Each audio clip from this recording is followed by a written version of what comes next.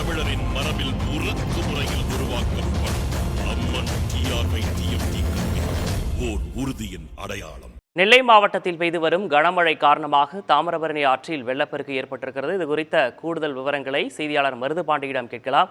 மருதுபாண்டி, நெல்லையை பொறுத்த வரைக்கும் தற்போது மழை நிலவரம் என்னவாக இருக்கிறது? இந்த கரையோரம், தாமிரபரணி கரையோரம் இருக்கக்கூடிய அந்த மக்கள்லாம் பாதுகாப்பான இடங்களில் தங்க வைக்கப்பட்டிருக்காங்களா? என்ன விவரம்?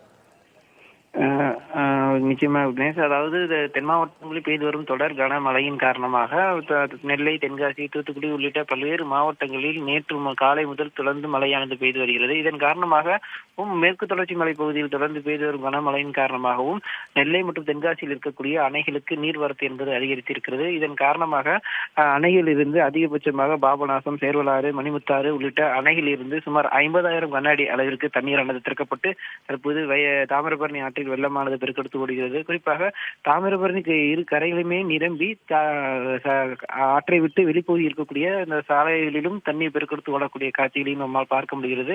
குறிப்பாக நெல்லை மாவட்டத்தில் இருக்கக்கூடிய நெல்லை மாவட்ட ஆட்சியர் அலுவலகம் மற்றும் முக்கிய பாலங்கள் முழுமையாக நீரில் மூழ்கி இருக்கிறது. இதன் காரணமாக மக்களின் இயல்பு வாழ்க்கை முற்றிலும் பாதித்திருக்கிறது. இது தவிர ஆட்சியர் அலுவலகத்திலிருந்து அதிகாரிகளும் மாவட்ட நிர்வாகத்தை சேர்ந்த மீட்பு குழுவினரும் இடையே வர முடியாமல் பெருமளவு பாதிப்புக்குள்ள இருக்கிறார்கள்.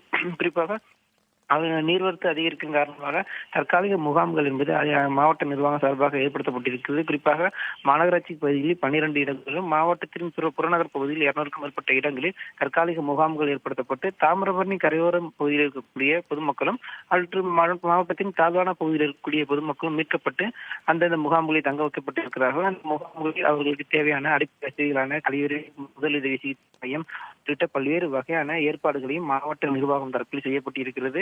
இருப்பினும் மழையானது தொடர்ந்து பெய்து கொண்டிருப்பதன் காரணமாக தாமிரபரணி ஆற்றங்கரைக்கு வரக்கூடிய தண்ணீர் வரத்து என்பது அதிகரித்திருக்கிறது. ஏனென்றால் கால்வாய்கள், குட்டைகள் உள்ளிட்ட பல்வேறு இடங்களில் இருந்து வரக்கூடிய தண்ணீரும் இந்த அணையிலிருந்து வரக்கூடிய தண்ணீரும் தற்போது தாமிரபரணி ஆற்றில் பெருக்கெடுத்து விடுகிறது. சராசரியாக இன்று காலை முதல் 50,000 முதல் 60,000 கன அடி தண்ணீரானது சென்று கொண்டிருக்கிறது. இதன் காரணமாக முன்னெச்சரிக்கை நடவடிக்கையாக பல்வேறு இடங்களில் தடுப்புகள் ஏற்படுத்தப்பட்டு பொதுமக்கள் செல்ல வகையில் ஏற்பாடுகள் என்பது காவல்துறையும் மாவட்ட நிர்வாகம் செய்திருக்கிறது.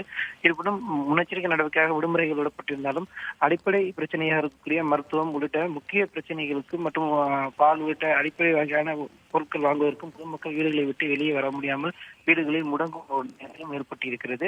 முன்னெச்சரிக்கை நடவடிக்கையாக நேற்று முதலே மின்சாரம் என்பது பல இடங்களில் தடை செய்யப்பட்டிருக்கிறது.